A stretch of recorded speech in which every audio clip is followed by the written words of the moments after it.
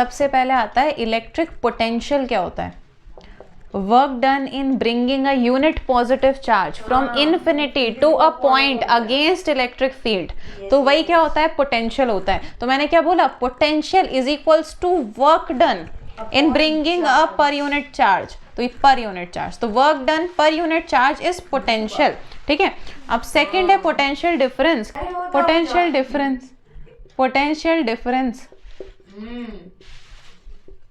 Potential difference 2 point के लिए होता है, ये 1 पॉइंट के लिए होता है। इन्फिनिटी से मैं किसी 1 पॉइंट चार्ज को लेकर आई तो कितना वर्क डन हुआ पर यूनिट चार्ज, ठीक है। पोटेंशियल डिफरेंस होता है 2 पॉइंट्स के बीच में, जैसे मैंने ये पॉइंट माना A, इससे मैं इस चार्ज Q को लेके आ रही हूँ इस पॉइंट B में, इस पॉइंट B के आसपास मान लो कोई इलेक्ट्रिक फील्ड है, मैंने मान लिया कैपिटल Q चार्ज होगा इधर, तो इस पॉइंट चार्ज को मुझे B पॉइंट पर लेके आना है तो कुछ वर्क करना पड़ेगा। क्यों करना पड़ेगा, क्योंकि इस Q चार्ज की खुद की इलेक्ट्रिक फील्ड भी होगी, तो इसके अगेंस्ट वर्क करना पड़ेगा, ठीक है। तो इन 2 पॉइंट के बीच में मुझे कितना वर्क करना पड़ा, वो पोटेंशियल डिफरेंस होता है। इसको डेल्टा V से रिप्रेजेंट करते हैं, यानी फाइनल पोटेंशियल इस चार्ज पे माइनस इनिशियल, तो V final minus V initial, ये डेल्टा V हो गया।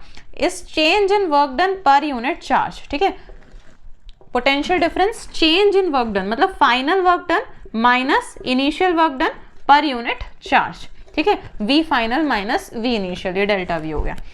एक पॉइंट चार्ज के लिए क्या फॉर्मूला होता है, यही लिख देती हूँ, चलो।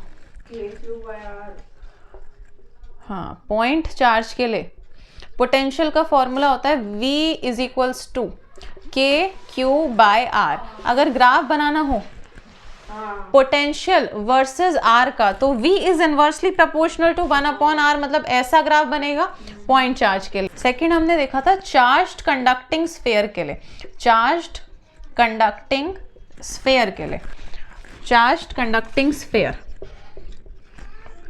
चार्ज्ड कंडक्टिंग स्फीयर है, यानी कि कंडक्टर में सारा चार्ज सरफेस पे डिपॉजिट हो जाता है, मतलब अंदर कोई भी चार्ज नहीं रहता है कंडक्टर के अंदर, ठीक है।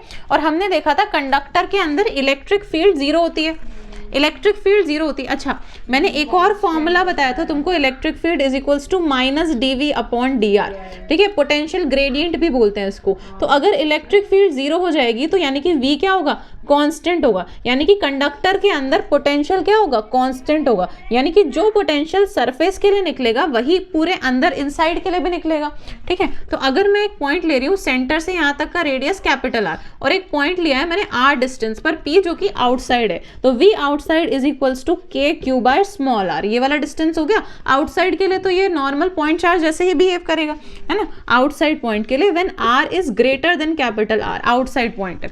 और V सरफेस के लिए R हो जाएगा कैपिटल R, रेडियस हो जाएगा KQ/R, ये सरफेस के लिए हो गया when R is equals to capital R। और जो सरफेस के लिए होगा वही इनसाइड भी होगा, क्योंकि पोटेंशियल पूरा अंदर के लिए भी कांस्टेंट आ रहा है, कांस्टेंट है ना, तो जो सरफेस पे पोटेंशियल होगा वही अंदर भी होगा। तो V in is equals to KQ/R when R is less than capital R, ठीक है, इनसाइड पॉइंट के लिए भी। अच्छा, अगर हमें इसका ग्राफ बनाना है तो पोटेंशियल वर्सेस डिस्टेंस का, पोटेंशियल ये V है, पोटेंशियल वर्सेस डिस्टेंस का ग्राफ, तो जब हम सेंटर से बाहर निकलेंगे तो पोटेंशियल क्या आ रहा है, कांस्टेंट आ रहा है, मतलब एक कांस्टेंट पोटेंशियल आएगा रेडियस तक, मतलब कि सरफेस तक, और फिर इसके बाद पोटेंशियल का इनवर्स प्रोपोर्शन, यानी कि ऐसा ग्राफ बनेगा, ठीक है। ये भी ग्राफ बहुत इंपॉर्टेंट है। अगला है uniform, uniform non conducting sphere, non conducting sphere, यानी कि सारा चार्ज सरफेस पे नहीं आएगा, अंदर भी होगा, नॉन कंडक्टिंग स्फीयर। ये रहा एक नॉन कंडक्टिंग स्फीयर, इसकी सेंटर से ये हो गया डिस्टेंस R, तो V आउटसाइड, आउटसाइड के लिए मैंने एक पॉइंट लिया R, एक डिस्टेंस लिया R, ये पॉइंट P है, यहाँ पर मुझे पोटेंशियल निकालना है, तो KQ/R पॉइंट चार्ज की तरह ही बिहेव करेगा क्योंकि स्फेरिकल सरफेस है, तो R is greater than capital R की कंडीशन में ये होगा। सरफेस के लिए भी सेम होगा, R distance capital R distance पे तो कैपिटल R, तो V surface is equals to KQ/R when small r is equals to capital R। अब इनसाइड के लिए क्या होगा, इनसाइड के लिए हमें ध्यान रखना है KQ 3R² minus small r² upon 2R³, ये फॉर्मूला होता है इनसाइड के लिए, R is less than capital R। इसके लिए हम ग्राफ कैसे बनाएंगे, सबसे पहले तो ये ऐसा छोटा सा पैराबोला बनेगा, डाउनवर्ड पैराबोला, और कुछ r डिस्टेंस के बाद इनवर्स प्रोपोर्शन में जाएगा। इसके लिए ग्राफ ऐसा होगा। अच्छा, पोटेंशियल ग्रेडियंट हमने देखा E is equals to minus D V upon D R. अगर इस डी आर को उधर भेज दूँ, हाँ, तो V is equals to minus integration of E dot D R. ठीक है, ये भी इंपॉर्टेंट। और हमने क्या देखा था, equi potential surface. Equi potential surface क्या होता है? Equi potential,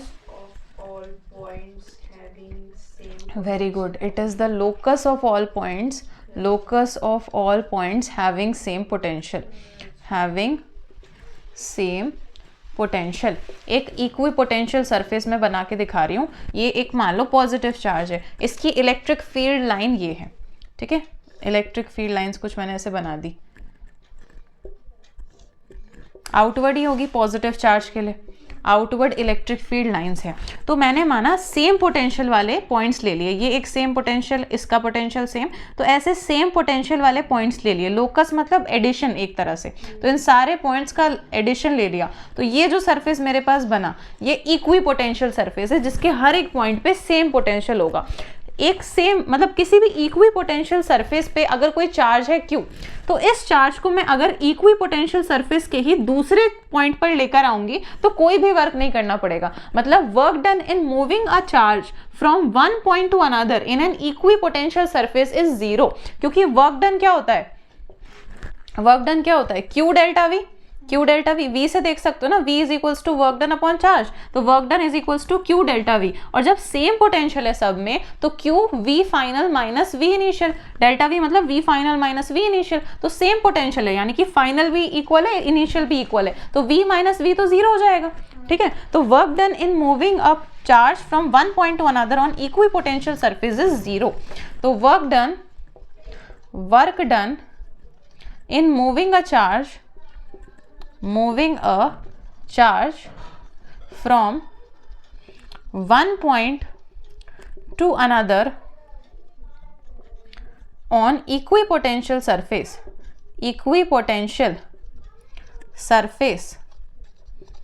is zero। और एक पॉइंट की equi potential surface electric field के परपेंडिकुलर होता है। देखो यहाँ परपेंडिकुलर, यहाँ परपेंडिकुलर, यहाँ, मतलब ये हर एक पॉइंट पे परपेंडिकुलर होगा इलेक्ट्रिक फील्ड के। तो हम लिख देते हैं electric field is perpendicular to equipotential surface. Potential energy of system of two charges, system of two charges, दो चार्जेस के बीच में अगर पोटेंशियल एनर्जी निकालनी है तो उसका फॉर्मूला होता है K Q1 Q2 upon R। पर अगर मैंने किसी इलेक्ट्रिक फील्ड के अंदर रख लिया potential energy due to electric field on a charge, तो जैसे मान लो ये इलेक्ट्रिक फील्ड है मेरे पास, इस इलेक्ट्रिक फील्ड में मैंने एक चार्ज रख दिया Q, तो इस पे पोटेंशियल एनर्जी क्या होगी, वर्क डन की फॉर्म में स्टोर होगी, और वर्क डन क्या होता है, Q डेल्टा V। ठीक है, तो ये Q चार्ज हो गया, Q चार्ज, और साथ में इस पे जो पोटेंशियल लगेगा ना, वो इलेक्ट्रिक फील्ड की वजह से लगेगा, तो इसको मैंने VR लिखा है, इलेक्ट्रिक फील्ड की वजह से। ठीक है, तो ये पोटेंशियल एनर्जी होगी जब किसी चार्ज को हम इलेक्ट्रिक फील्ड में डालते हैं, क्योंकि इलेक्ट्रिक फील्ड की वजह से भी तो पोटेंशियल होता है। ठीक है, अगर किसी यूनिफॉर्म इलेक्ट्रिक फील्ड में हमने डायपोल रखा है, यूनिफॉर्म इलेक्ट्रिक फील्ड में डायपोल रखा है, तो उस पर फोर्स क्या होता है, जीरो होता है। ये हम देख चुके हैं, नेगेटिव है, ये पॉजिटिव है। इस पे भी QE फोर्स लग रहा था, इस पे भी माइनस QE फोर्स लग रहा था अपोजिट डायरेक्शन में, तो हम इन दोनों का नेट निकाले तो जीरो हो जाएगा ना। तो हमेशा डायपोल पे यूनिफॉर्म इलेक्ट्रिक फील्ड में फोर्स जीरो लगता है, पर टॉर्क जीरो भी हो सकता है और नहीं भी हो सकता। तो टॉर्क मे और may not be zero, may not be zero. ठीक है, और अगर हमने नॉन यूनिफॉर्म इलेक्ट्रिक फील्ड में रखा है तो फोर्स कभी भी जीरो नहीं होगा। नॉन यूनिफॉर्म इलेक्ट्रिक फील्ड में अगर डायपोल रखा है तो फोर्स भी जीरो नहीं होगा, और टॉर्क जीरो हो भी सकता है, नहीं भी हो सकता। तो टॉर्क मे और may not be zero, may not be zero. अच्छा, डायपोल को मैंने एक्सियल पोजीशन पे रखा और इक्वेटोरियल पोजीशन पे रखा। तो अब मैं कंपैरिजन बता रही हूँ कि इलेक्ट्रिक फील्ड के लिए कौन सा फॉर्मूला था और पोटेंशियल के लिए कौन सा फॉर्मूला है। तो जब हम इलेक्ट्रिक फील्ड का निकालते हैं फॉर्मूला, तो P पी के by R cube, 2 by R cube होती है इलेक्ट्रिक फील्ड, पर पोटेंशियल के लिए होता है पी के बाय आर स्क्वायर।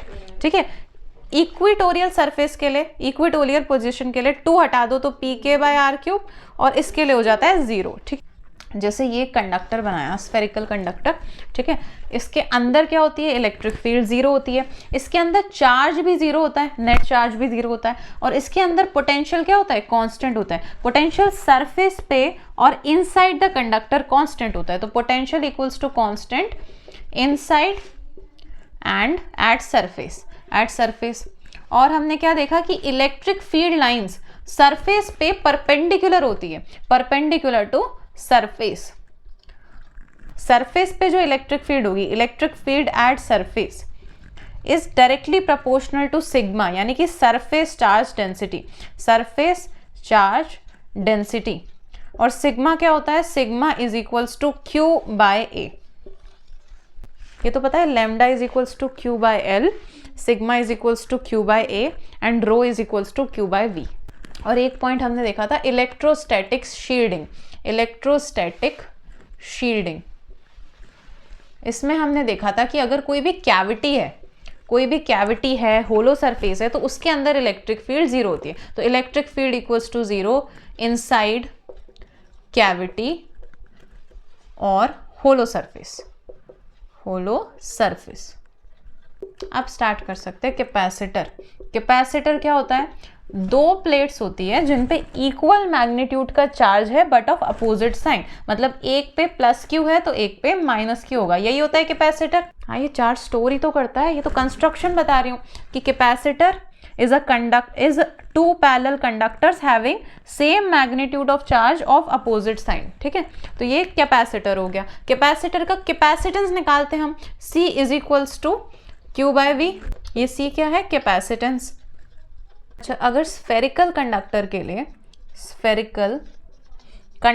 लिए कैपेसिटेंस चाहिए हो, कैपेसिटेंस क्या होता है, कैपेसिटी टू स्टोर चार्ज। ठीक है, कितना चार्ज ये स्टोर कर सकता है, capacity to store charge. Spherical conductor के लिए 4 पाई एप्सिलॉन नॉट आर होता है फॉर्मूला। ठीक है, अब देखो ये जो 4 पाई एप्सिलॉन नॉट है, इसको हम 1 अपॉन के लिख सकते हैं। ठीक है, के का उल्टा ही तो है, तो इसलिए हम सी को आर बाय के भी लिखते हैं। और अगर किसी मीडियम के लिए लिखना हो तो सी इज इक्वल्स टू, ये दोनों होगा एयर के लिए, और अगर किसी मीडियम में रख दिया मैंने इस कंडक्टर को तो 4 pi epsilon R relative permittivity और एप्सिलॉन नॉट आर, ये हो गया फॉर मीडियम, जब हमने इसको मीडियम में रखा है। Parallel plate capacitor, 2 parallel plates हैं, पॉजिटिव नेगेटिव, इन दोनों के बीच का कैपेसिटेंस का formula A epsilon not upon D. अगर हमने इनको सीरीज में अरेंज कर दिया और एक बार हमने इनको पैरेलल में अरेंज कर दिया, सीरीज में अरेंज करेंगे ऐसे, तो इनकी कैपेसिटेंस की वैल्यू होगी 1 upon C equivalent is equals to 1 upon C1 plus 1 upon C2 plus 1 upon C3 and so on. और अगर पैरेलल में अरेंज किया है इस तरह से, C equivalent is equals to C1 plus C2 plus and so on. ठीक है, एनर्जी का फॉर्मूला होता है हाफ CV स्क्वायर और होता है हाफ QV और Q स्क्वायर बाय 2C। ये 3 फॉर्मूलाज होते हैं एनर्जी स्टोर्ड इन कैपेसिटर के। एक पॉइंट आता है कॉमन पोटेंशियल। अगर मैंने 2 कंडक्टर्स को ज्वाइन कर दिया, 2 मान लो ये कैपेसिटर्स हैं, कंडक्टर्स हैं, इनको मैंने ज्वाइन कर दिया, तो इनका कॉमन पोटेंशियल कैसे आएगा, V is equals to C1 V1, इसको C1 माना, इसको V1 माना, C2 V2, C1 V1 plus C2 V2 upon C1 plus C2, ये कॉमन पोटेंशियल का फॉर्मूला हो गया। एक होता है एनर्जी लॉस ऑफ एनर्जी या फिर हीट। तो लॉस ऑफ एनर्जी या फिर हीट का फॉर्मूला होता है half C1 C2 upon C1 plus C2 V1 minus V2 का होल स्क्वायर। ये एनर्जी लॉस किस वजह से हो रही है, क्योंकि जब हम 2 कंडक्टर्स को ज्वाइन करते हैं तो इनके बीच में चार्जेस का फ्लो होता है, और चार्जेस का फ्लो होगा तो हीट रिलीज होगी, यानी कि एनर्जी रिलीज होगी, तो उस फॉर्म में लॉस भी होगा। तो ये लॉस निकालने का फॉर्मूला, या फिर एनर्जी बोल दे या फिर हीट बोल दे, सबके लिए यही निकालना है। डाइलेक्ट्रिक मटेरियल्स क्या होते हैं? जो इंसुलेटर्स होते हैं, ठीक है, मतलब they do not allow electricity या फिर current to pass through them, ठीक है, तो इलेक्ट्रॉन्स का फ्लो नहीं होता इनके अंदर से। डाइलेक्ट्रिक मीडियम दो तरह से होते हैं, polar and non polar. Transmit electricity with polar dielectric and non polar dielectric. Polar मतलब दो पोलैरिटी है, देखो H+Cl- दो पोल्स बन रहे हैं, HCl और NH3 पोलर के एग्जाम्पल हो गए। इसका एग्जाम्पल हो गया ऑक्सीजन एंड CO2, ये पोलर और non polar dielectric. Change in capacitance change when dielectric is inserted, when dielectric material inserted, तो कैपेसिटेंस में क्या फर्क आता है? तो C' मैंने मान ली न्यू कैपेसिटेंस जो कि डाइलेक्ट्रिक मीडियम इंसर्ट करने के बाद हो गई, तो ये K टाइम्स इंक्रीज हो जाएगी, मतलब K से मल्टीप्लाई कर देंगे ओरिजिनल कैपेसिटेंस को। यहाँ पर K क्या है?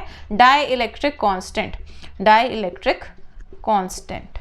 ये कंडीशन तब है जब हमने पूरा डाइलेक्ट्रिक मटेरियल फिल कर दिया, जैसे कि देखो ये कैपेसिटर है, इसकी पूरी की पूरी प्लेट में ही भर दिया मैंने डाइलेक्ट्रिक, तो उसके लिए ये केस है। अब मैंने कुछ T थिकनेस का लिया है, T थिकनेस का, to thickness material of thickness T, कुछ T थिकनेस का मटेरियल लिया है, जैसे ये कैपेसिटर की प्लेट है, इसके अंदर ये कुछ T थिकनेस का मैंने मटेरियल लिया, यहाँ से यहाँ की थिकनेस हो गई T, यहाँ से यहाँ का डिस्टेंस है D, ये है A। तो इसके लिए कैपेसिटेंस का फॉर्मूला क्या हो जाएगा? C = A ε0 T/K plus D - T, ये फॉर्मूला हो जाएगा कैपेसिटेंस का। इसमें हमने 3 कंडीशन ली है, विदाउट डाइलेक्ट्रिक और विदाउट बैटरी, मतलब ना डाइलेक्ट्रिक मीडियम डाला है कैपेसिटर प्लेट्स के बीच में और ना ही बैटरी से कनेक्टेड है अभी, मतलब कोई चार्ज फ्लो नहीं कर रहा, तो चार्ज Q का Q ही रहेगा, करंट फ्लो ही नहीं कर रहा चार्ज। अब हमने क्या किया? डाइलेक्ट्रिक मीडियम तो डाल दिया पर बैटरी कनेक्ट नहीं की, बैटरी रिमूव्ड, तो अभी भी चार्ज तो फ्लो कर नहीं रहा, मतलब करंट तो फ्लो कर नहीं रहा, तो चार्ज Q ही रहेगा। अब मैंने क्या किया? बैटरी कनेक्ट कर दी, तो जैसे ही हम बैटरी कनेक्ट करेंगे तो Q = CV, तो C तो KC हो जाता था, ना, KCV हो जाएगा, यानी कि K टाइम्स चार्ज इंक्रीज हो जाएगा, तो KQ हो गया, ठीक है। अब इलेक्ट्रिक फील्ड जब हमने ना डाइलेक्ट्रिक मीडियम डाला है ना बैटरी कनेक्ट किया, तो सब कुछ सेम रहेगा, कोई फर्क नहीं पड़ेगा। पर जैसे ही मैंने डाइलेक्ट्रिक मीडियम डाला तो इलेक्ट्रिक फील्ड क्या हो गई? K टाइम्स कम हो गई। क्यों कम हो गई?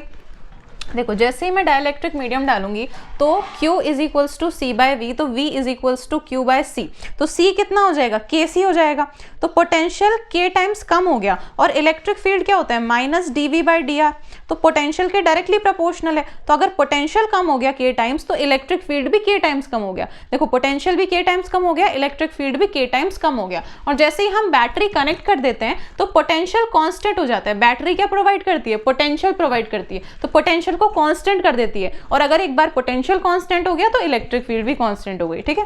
ये चीज समझ में आई। कैपेसिटेंस का तो हमें पता ही है, हमेशा K टाइम्स इंक्रीज होगा, कैपेसिटेंस हमेशा K टाइम्स इंक्रीज। जब हमने डाइलेक्ट्रिक और बैटरी कनेक्ट नहीं की तो सेम रहेगा। जैसे ही डाइलेक्ट्रिक मीडियम डाल दिया KC, और बैटरी कनेक्ट हो या ना हो, दोनों में ही KC हो जाएगा, ठीक है। एनर्जी का, जब डाइलेक्ट्रिक मीडियम भी नहीं है बैटरी भी नहीं है तब तो U हो गया।